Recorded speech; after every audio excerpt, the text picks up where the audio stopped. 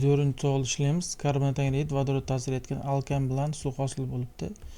Mana bu yerda uglerod enta bo'lgancha bu yoqqa entani qo'ydim va kislorodlar 2n hosil bo'ldi. Men bu yoqqa 2n ni qo'yaman. Endi vodorodlarni hisoblayman. Vodorodimiz bu yoqda 2n plus 2, bu yoqda esa 2 ko'paytirib yuborsam plus 4n bo'ladi. Bu yerda 6n plus 2 bo'ldi. 2 ga bo'lib yuborsak 3n plus 1 bo'ldi. Endi vodorodlarni topib oldim. Bu kerak emas endi.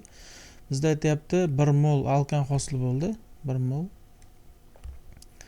Va o'sha hosil bo'lish uchun bizda ham 1 mol bor o'zi. Mana bu yerda oldida biri turadi. 1 mol uchun oksidlovchi qaytaruvchidan 26 ta, ya'ni 26 ta elektron olgan bo'lish kerak. Bizda ham 1 molda hisoblasak 26 ta elektron bo'ladi. Endi oksidlovchi va qaytaruvchi bor mana. Mana bu narsamiz bizda oksidlovchi, bu qaytaruvchi hisoblanadi. O'ng tomondagi vodorodlarni olsak, mana bu vodorodlarni, bu chunki bunga vodorod kelyapti.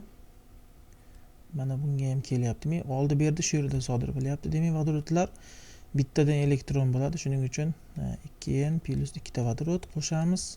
Bu yerda 2n ni ko'paytirsak 4n bo'ladi, barobar 26 bo'ladi. Hisoblasak 6n barobar 24, 24 6 ga bo'lsak n teng.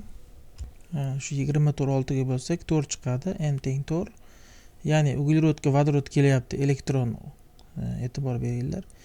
Mana bundan plus 4 dan o'tyapti, qanaqadir minus elektron kelyapti, ya'ni bunga elektron olyapti. Bu esa vodorod elektron chiqib ketyapti. Shuni hisob oldi bu yerda sodir bo'lyapti. N teng 4 demak S4H 10 lik bo'lgan ekan. Bundan javobimiz nima? Vodorodga qarab ishlasanglar ham bo'ladi.